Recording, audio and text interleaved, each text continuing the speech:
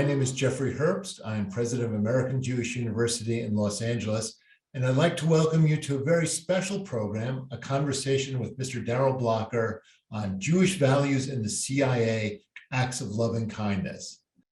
Today, it's a pleasure to welcome Darrell Blocker to the website and to the platform. Welcome, Darrell. Thank you for having me. Darrell had a distinguished career in the intelligence community, serving in, among other posts, as Deputy Director of the Counterterrorism Center, Chief of the Africa Division at CIA, and Chief of Clandestine Training. Darrell, I was wondering if you could tell us first about your two journeys, your professional journey, as much as you can disclose, and also your Jewish journey. Well, they kind of go together, but I'll start with my professional journey. And so I was the son of an intelligence NCO in the Air Force. I grew up in the Hill of the Boot, Italy, Okinawa, Japan, and then we moved to Texas when I was 9, and Georgia 2 years later when my father retired, and we moved back to where he and my mother were from. So along this path, I was a part of the Cub Scouts, the Boy Scouts, ROTC in high school, ROTC detachment at the University of Georgia.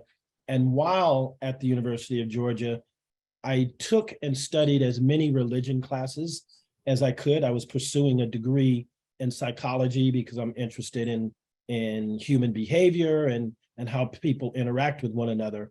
So along that path came some of the people who are my dearest and closest friends to this day. My brothers from the AEPi community at the University of Georgia and all of their family and friends. Also worked during the summer of 1986, the year I graduated from university, for the Atlanta Jewish Community Center at Camp Barney Meddance in the North Georgia mountains. So it was the first time being in a kosher kitchen and having all these guest speakers coming in and talking to the campers. And it just kind of solidified what I was looking for, which was more than, not more than, I guess might not be the way, but an addition to what I had learned growing up in the Black Baptist community in Georgia. And after Georgia, in terms of your professional journey?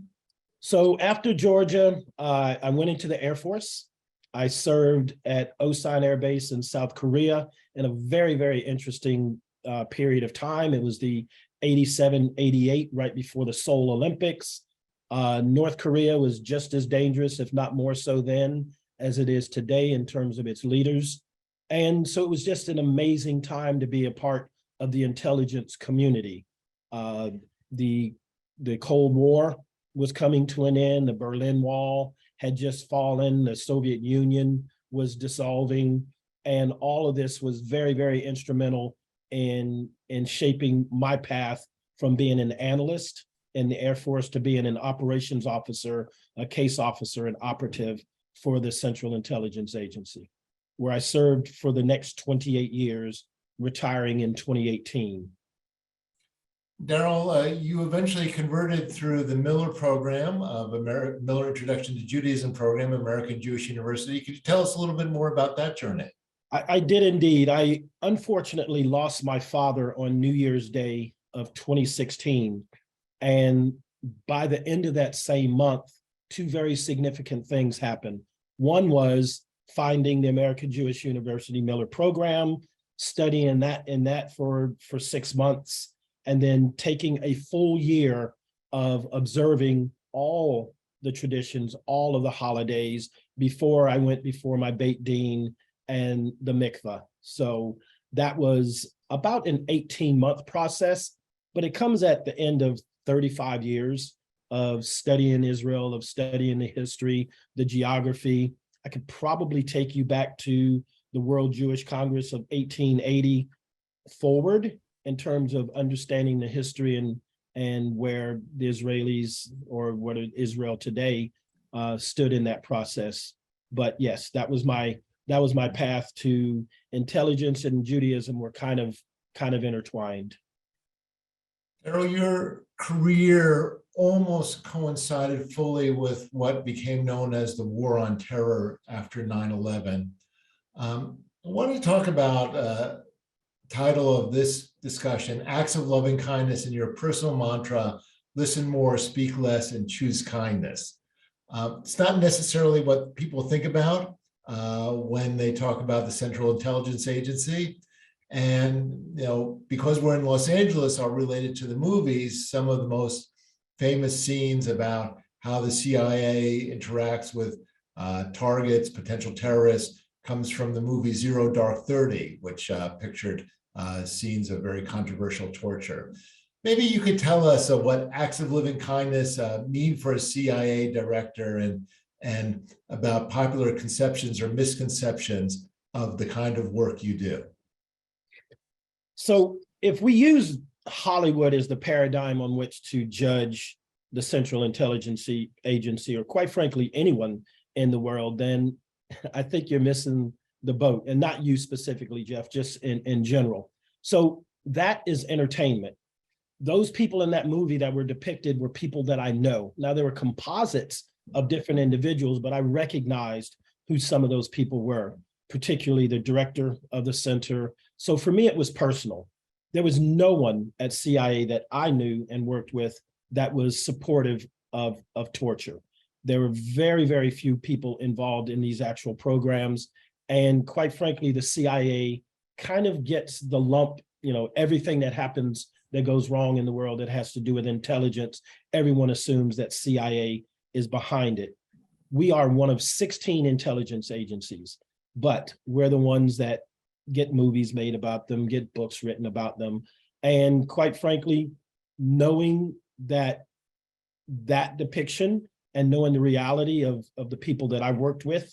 So I essentially chased terrorists from about 1993 until I walked out the door 25 years later. I was brought into it very early. I was on the ground in Mogadishu in the aftermath of the Hutu Tutsi massacres, in the aftermath of the Black Hawk Down, October 1st and 2nd of 1993. And I saw firsthand the damage that the group that became Al-Qaeda claims that as their first, real punch in the eye of the United States government, because those were Al-Qaeda trained Somalis. So out of that, and later the twin embassy bombings in Nairobi and Dar es Salaam, I had friends that were lost there. I had a classmate from the CIA who was killed in 9/11. So for me, it wasn't theoretical. These were real world threats to us, and people that I felt should be hunted down, should be neutralized. And by neutralized, I don't mean killed. I mean not changing their way of thinking. There are a lot of different ways to get someone to, come over to your way of thinking, and torture is probably the least effective of them. I'm in conversation with former CIA officer Darrell Blocker. We'll be talking for a few more minutes, and then we welcome questions from you, the audience. Please start submitting them through the Q&A function at the bottom of your screen, and we'll try to get to as many as possible. Darrell, you just said that torture was the least effective method of bringing someone over. In your long experience of dealing with enemies, what's the more effective ways? When you approach things from a sense of humanity, so the specific role that I did at CIA is called human intelligence, or HUMINT, and it implies engaging with another person without judgment, without preconceived concepts or notions of who that person is. Even the worst of the folks that I dealt with were somebody's son, was somebody's favorite teacher in primary school, was somebody's next door neighbor's favorite kid in the neighborhood, and lost their way along that path. They were recruited into it. They were indoctrinated. They were brainwashed, which means they can be unprogrammed or deprogrammed. That's how I tended to approach things, because that's how I was raised by my parents, Jim and Becky. They expected everyone to treat everyone with kindness. Whether you own the building or whether you clean the building, treat that person with some semblance of kindness, and you can get more out of them in the long run than treating them badly. Darrell, did your Judaism play a role in this approach also?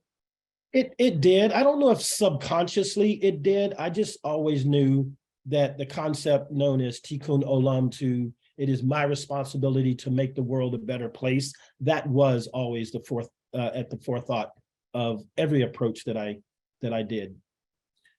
Darrell, we don't hear much about the war on terrorism these days. We hear about individual terrorist acts. Is that war over?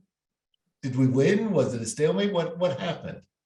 Um, I don't think the war is over. There's always going to be people out there who are going to want to do us harm for no real reason other than the fact that we're the big boys on the block and they want to bring us down. But Al-Qaeda as a entity that was followed by the folks who followed bin Laden and Zawahiri, they don't have a leader that's out there, leading the way. Al-Baghdadi for ISIS. There's no, titular head of any of these institutions, which quite frankly, I think makes them more dangerous because they're dispersed. But people are recognizing that terrorism is not as effective as the people who are perpetrating it tend to be. If you can think of a single example of any terrorist group that is now running a nation state because they came through a terrorist way, it's not effective. It's disruptive. It causes chaos. It makes people consider the status quo, but it doesn't really solve issues. Darrell, you were front and center at the very beginning of the war on terror there after 9/11. Looking back, what you expected then and how it played out, were there a lot of surprises? I think the breadth and depth of the animosity and hatred towards the United States, towards the state of Israel, towards anybody who supported either of those entities in the war on terror was a little surprising to me, maybe even naive. And this is from an intelligence officer whose job is to engage these type of folks. But yeah, I was a bit taken aback about how its roots were in Asia and in Africa and in Europe and the United States, and not just from what we would consider the traditional roots, the Levant or Iraq, Syria, those areas of the world. It's far beyond that. Do you think we're now in a better place in terms of our ability to respond to future terrorist threats? Absolutely. I know it to be fact. I know Hollywood still wants to depict that the FBI and CIA are, at odds and butting heads. That was not my experience at all. Now, there were memorandums of understanding between government institutions in terms of sharing information. It wasn't always done pre 9/11, but in the 3 to 5 years after 9/11, everybody got on board. Everybody recognized that Homeland Security couldn't do it alone, FBI couldn't do it alone, CIA couldn't do it alone. And that actually translated to the Americans can't do it alone. We had to have the British partners and the Aussie partners and quite frankly, nations that were willing to partner with us, but simply didn't want the world to know that they were partnering with us, which is okay as well, as long as they were a part of the solution and not the problem. So I know, yes, the world is safer, and we're better at communicating across different nationalities, religions, and everything else. So I do believe we're safer. When does someone go from being perhaps disaffected, perhaps alienated, perhaps mad, to undertaking an act which potentially can cause a significant number of civilian casualty and deaths? Yes, we've been studying it for a long time. So first, online has absolutely proliferated the number of people who can look at the different type of indoctrination folks that are pulling you in. They get you interested in a subject, and then they get you to believe that whatever narrative that they're selling is in fact true. It doesn't have to be true, but if the person believes it's true, then they become a little more dangerous. And out of all those folks that they're dealing with, they're going to find someone who is not as mentally stable as some of the other, or as discerning as some of the other folks who might be watching, terrible acts being perpetrated online. And then they bring them in a way that becomes their family, that becomes their existence, that becomes the thing that they truly and that they embrace.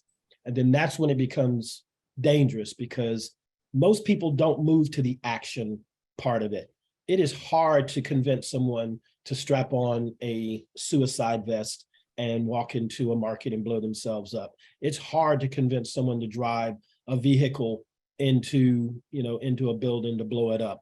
That takes a very, very niche type of individual. And just like I was out there trying to recruit people that from stopping that, they have people who are equally capable of recruiting these young men and women to go out and do the worst. Now, you've had extensive experience in the Middle East. Perhaps we could talk about the terrorist threat facing Israel. As you know, just recently, 3 Israelis were killed in what was described as a lone wolf terrorist act. And maybe you could describe in broad strokes what you see as the actual threat to Israel and perhaps evaluate their response. Well, the Israelis are quite capable of dealing with like groups, Hamas, Palestinian Islamic Jihad, whoever the threat happens to be. But when people are not a part of those institutions and they're in their own living room, becoming indoctrinated and going out and doing exactly what you described as lone wolf, those are a lot harder to find, because now they've alienated themselves from their own families, from their mosque, from their communities, and they're out there on their own. The last 2 years under COVID certainly hasn't helped that with mental health issues, but the overall threat to the state of Israel, I don't think is going to come from, one and twosy acts. They have gone through much worse periods than what they're going through right now. I was just in Jerusalem 3 weeks ago, and there were a number of actions that were taking place at the time that, in the Western press, it would look like the whole city was falling apart or the whole country was falling apart. But quite frankly, being on the ground at least 4 or 5 miles from where these things were actually happening, it's not nearly the threat that it always comes across in the media. Darrell, there's a lot of discussion today about domestic terrorism in the United States, not a subject you worked on when you were in the CIA, obviously, but by analogy, something you know a great deal about. How do you evaluate discussions of domestic terrorism in the United States? Well, my first personal hands-on experience with the homegrown terrorists was I was working out of the Midwest. I was in CIA, working with FBI, and trying to find who was responsible for the Oklahoma City bomber. We're actually working with a guy who is a part of Hezbollah, who said, this is not us. This was absolutely not us. It's not how we think. It's not how we operate. And this is going to be one of your own. None of us wanted to believe it at the time, but of course, very quickly, we learned about, this fringe group that took very little concern about blowing up a bunch of children inside of a federal building. I think the problem with the homegrown terrorist is after 20 plus years of seeing, or in your mind's eye, of what a terrorist looks like, we now have to recognize that the homegrown terrorists are our teachers, our mailmen, are people who look like us, maybe not necessarily like me, even though there are definitely homegrown extremists that are people of color, but recognizing that anyone can be duped, that anyone can be pulled into a narrative that takes over their lives and changes essentially who they are. And within that group of people who are feeling that, I guarantee you, I can find someone who can go out and do the worst of actions. That's going to be the problem we're going to have as Americans, is turning the mirror and realizing that it's us and not, Middle Eastern Arab between the ages of 18 and 35, which is kind of, the model that most people think of with the big beards and all of that. We need to let go of that paradigm. We need to let go of that thought, because Al-Qaeda recruits the exact same way that Proud Boys did. And the base, actually a white Aryan group, chose Al-Qaeda means the base in Arabic. They literally chose the base as their, as their name, structuring it after a Muslim Islamic extremist group. That is a problem. That is fascinating. Darrell, in several of your responses, you've mentioned the role of social media. Yes. What can be done, you think, given First Amendment issues, given other issues about these platforms, not only in the very specific role of sometimes being used to recruit individuals, but more generally in terms of being allowed to convey the messages of the terrorist organizations? That's always a tough one, because there is language that's prohibited. There is language that's limited. You can't walk into a crowded theater and scream fire. There's libel, there's slander, there's all these different type of things that can be dealt with. I think we need to hold corporate America as liable as we would in terms of oversight on how the FBI goes about doing its work, or the CIA goes about doing its work. What are we doing at Meta? What are we doing for Amazon? What are we doing for all these other major social media that should be policing itself, but because they're making money, people tend to look the other way or slow roll something. But social media shouldn't just be allowed to espouse anything, lies and spreading hatred. I never understood that. Oh, I'm going to ask one more question, then we're going to go to questions from the audience, and we have a significant number. Thank you so much. Please keep submitting them. Darrell, obviously you don't have the demographics of the traditional image of a Jewish person. Were you accepted by the Jewish community? Honestly, I have had I've had no issues being accepted. When I have my Star of David on, or somebody sees a chai, they're like, "Are you Jewish?" Or even when I'm wearing a kippah, they still come up and ask if I'm Jewish, and I'm like, "Yes, I am." I don't get frustrated. It's about educating. There are a lot of Jews of color, and quite frankly, there are a lot of Jews of color right here in the Hollywood area where I live that I didn't even know existed. But for me, my path was more about the social reform, was more about the education side of it, was more about the tradition side of it.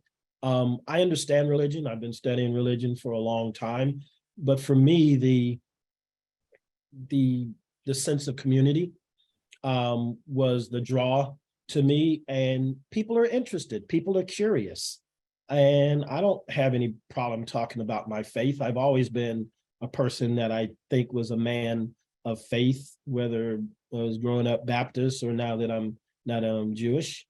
And my beliefs are my beliefs. I don't try to push them off on anyone. I do try to make people understand that if we approach things from a sense of understanding and embracing our differences, as opposed to seeing differences as a way to separate us. For me, differences are about inclusion. I grew up in 10 different countries.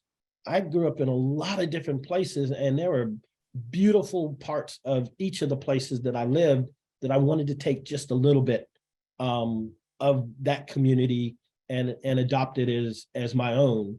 And from the first family that I met at the University of Georgia to, being in Israel 3 weeks ago, I never ever felt anything but loved and accepted, and kind of a curiosity of sense, but that's fine. Curiosity is to me one of the great personal attributes that everyone should strive for. Let's segue to questions from the audience, and related to last question. One audience member asked, did you ever experience or anti-Semitism in the CIA or witness it? No, I've been asked that question before, and quite frankly, I'd known this one guy for more than 20 years before I even knew he was Jewish, and I don't think he knew that I was Jewish. We're both now retired. We've been good friends for a long time, but he did face some anti-Semitism, but it was more apparent. No one looks at me and says, oh, he's Jewish. Everyone would look at Doug, and now that I look at Doug differently, I see it. But no, I never personally experienced any anti-Semitism.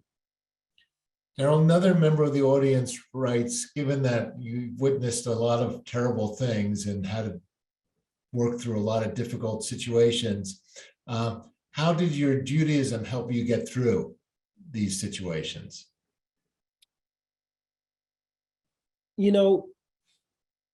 I when I was answering earlier, I mentioned the Hutu Tutsi massacres when I was actually talking about Mogadishu. I think the one place where I saw and felt hatred and fear, and you could smell just how dangerous the place was, in the aftermath of the Hutu Tutsi massacres. I spent 3 months in Bujumbura, Burundi, and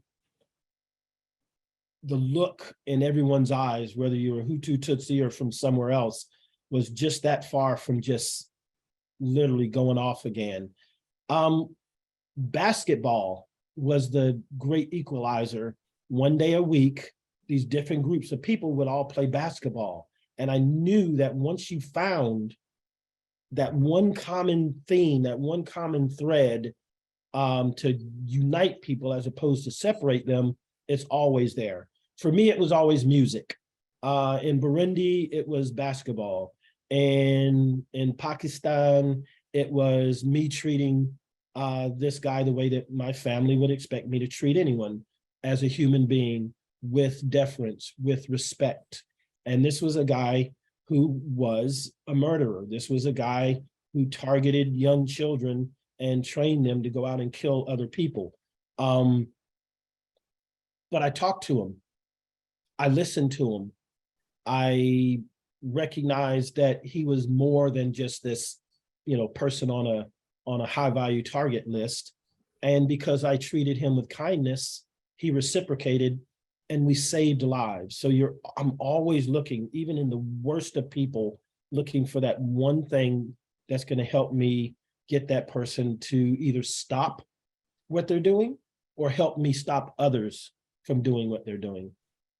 It's fascinating, and several different people in the audience have asked similar questions along the lines of, are your views organizational policy or more your own beliefs? And is it the conclusion that terrorists, especially people who have committed acts, can actually be rehabilitated? Or is it more a matter of, your words, neutralizing them, not killing them, but rendering them relatively harmless? I think a lot of it is institutional, particularly in the Directorate of Operations and the clandestine service. Our job is to engage people. Sometimes the people that we have to engage with are folks who are criminals, are folks who are, they're not what we would consider quote unquote good people, but they can help us stop something from happening. They can help us start something happening. And I don't think anyone is beyond a second chance. I don't think anyone is beyond being reached to and helping to change their way of thinking. So it's taught institutionally. It was never really specific to terrorists. It all had to do with human connection, building a sense of trust between you and that other party. So yes, terrorists can absolutely be changed. Darrell, one member of the audience asked, in your professional evaluation of the Israeli intelligence community, especially the Mossad and Shin Bet. They asked what my opinion is? Yes, your evaluation.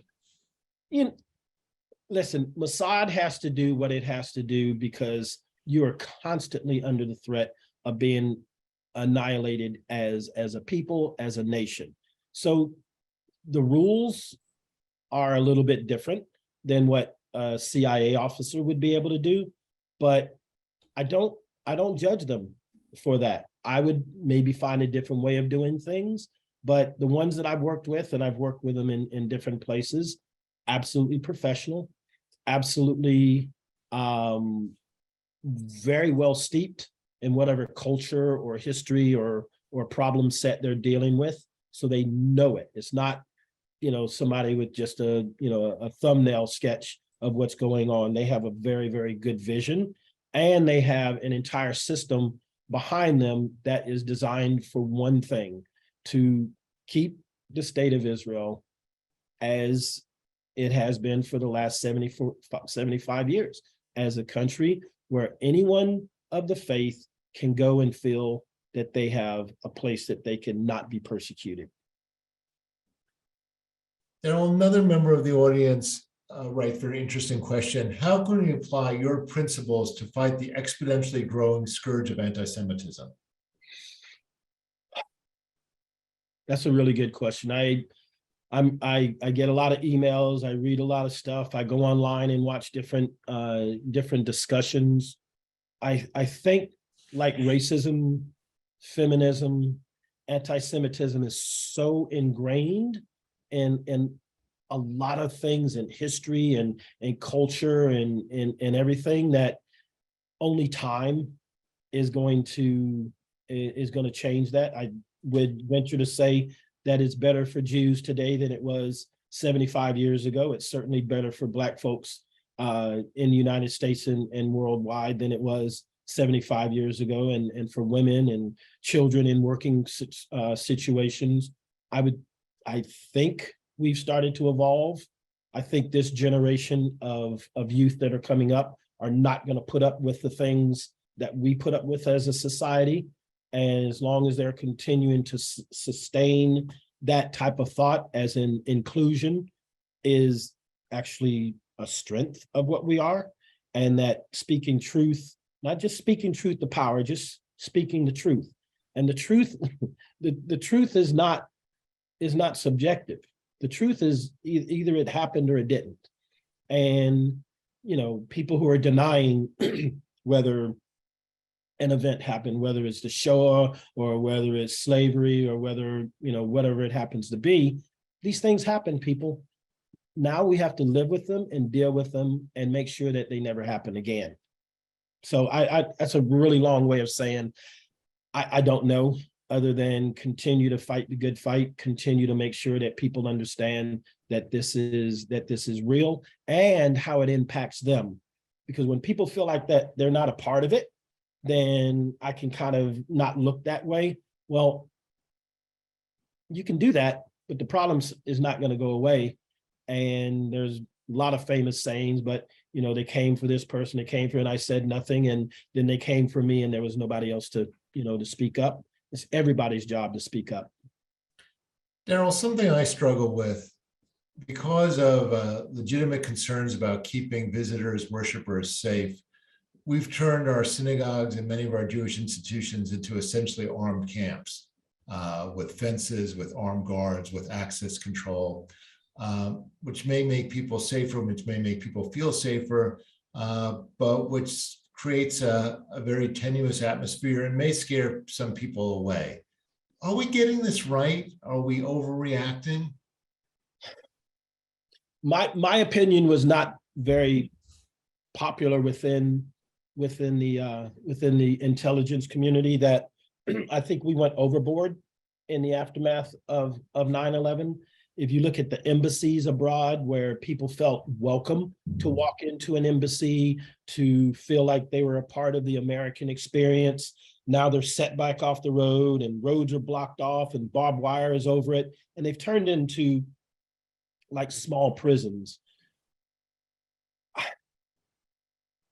If people aren't going to respect places of worship, all places of worship, then I think that's just a sad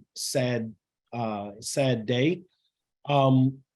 Most of the people who are going to walk into a church, who are going to walk into a synagogue and shoot people, are people who have exhibited signs long before they walk through the threshold of that door. And mental health experts need to do a better job reporting issues. Family needs to recognize that that their child has maybe strayed from the path that they led them on. So there are social reforms that can help maybe on that side. Be cautious, but don't turn your synagogues into prisons. Don't turn your churches or your mosque into prisons because people are, hateful. Because you might be keeping out those that you could save. There's a very famous story of a Marine who was casing a mosque to attack it. All of the friends that he had lost were killed by people of this faith. And a mom pulled him aside and changed that man's heart. And he converted to Islam. And now he's out spreading the message as this former angry white Marine who didn't get that this one little small element of folks within this beautiful religion were co-opting it. So he changed his heart only because someone recognized that he was not the person that he was. And he was not only the person that he was in that moment when he was out wanting to do them harm. Darrell, Afghanistan must have featured significantly in your career, thinking about it, perhaps working in it. I think a lot of Americans understood that our involvement had to come to an end, but were shocked nonetheless that the country, Kabul, fell seemingly overnight after 20 years of building up Afghan forces and infrastructure. Were you surprised by that? How did we get it that wrong? I don't, everybody says we got it wrong. We absolutely did not get it wrong.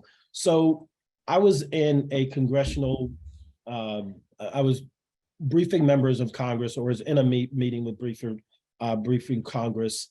And their argument was, you've been fighting this war for 15 years. And the response from it, I don't remember who at CIA said it, said, no, Senator, we've been fighting this 1-year war 15 years in a row, because we only think in terms of fiscal year to fiscal year. We only think in terms of funding for the next, for the next 2 years. We don't do well at nation building. The United States is not a nation that inhabits and colonializes other countries. We were colonized. So we should not be building nations. We overstayed by 20 years. We went in, did what we did. We pushed bin Laden out of Afghanistan. And yes, for a very finite period of time, we should have stayed, but 20 years was too much. And quite frankly, the forces that we trained were only capable because they had the might of the United States and IFOR, which was the United Nations national or international forces that were there side by side with us. So no, I was surprised at how quickly it happened, but I knew within the calendar year that the Taliban would take over because they had the resolve. Darrell, another fascinating question from a member of the audience. Does terrorism appeal more to men than women? And why is that? boys like to just blow stuff up. You don't have to teach a kid how to pick up a stick or a gun and turn it into a weapon. It's done all over. Do I think boys more than girls? Yes, but I think women are just as vicious. And there are some Black widows out there who are very good at bringing men into this fight. And if you look at the people that ISIS left behind when the caliphate fell, we got a lot of countries out there who are dealing with a whole bunch of women who are just as angry, who are just as capable, and who are just as dangerous as any man that we've ever dealt with. So don't fool yourself to think that that women aren't just as capable of perpetrating as much hatred as we've seen from their male counterparts. Darrell, another member of the audience writes that you spent your career developing intelligence, developing reports. Did you think that the politicians, the leaders of these organizations, were they duly attentive to the work that you and your colleagues did? Yes, absolutely. CIA specifically has two specific oversight committees and then two others that are, the ones that control our purse strings. So the CIA has a lot of oversight. The senators and congresspersons who sit on these particular panels have staffs who were there for years at a time. The intelligence community is very well respected and very well tapped into, and they do listen. Takes them a little time to listen because, quite frankly, the messages that we have to give aren't always what the administration or the president at the time wants to hear. But our job isn't to tell them what they want to hear. Our job was to tell them what they needed to know, and then for them to be able to make the decisions based on that. So yes, they listen. Darrell, we're about out of time. A lot of the audience want to know, after this distinguished career, what's next for you professionally in terms of Judaism, and a great number of audience also want to thank you for your service. Well, thank you everyone for that. My journey from my first experience to being actually doing the mikvah was about 35 years. So I'm going to give myself another 31 years to kind of complete that cycle. Going to Israel for the first time was eye-opening in many respects. It is beautiful. I loved everything about it, and I'll be going back. But I have a lot to learn, and that path is I'm curious. I want to learn everything that I possibly can. Do you want to send a special shout out to your AEPi brothers? Yeah, to my AEPi brothers, to the University of Georgia Center for Trade and Security, to Mosaic, to anyone out there who is interested in contacting me. You can reach me on LinkedIn. Reach out. I will try to answer any questions that I wasn't able to answer at this time. And I really, really appreciate this opportunity. I love AJU. The answer, as I told you, is always going to be yes. If you need me to do anything, it'll just be a matter of working out the details on how I can contribute. Darrell, and thank you so much. It's been a pleasure to talk with Darrell Blocker, former CIA officer, on acts of loving kindness in the CIA. Thank you so much for being with us today. Thank you very much.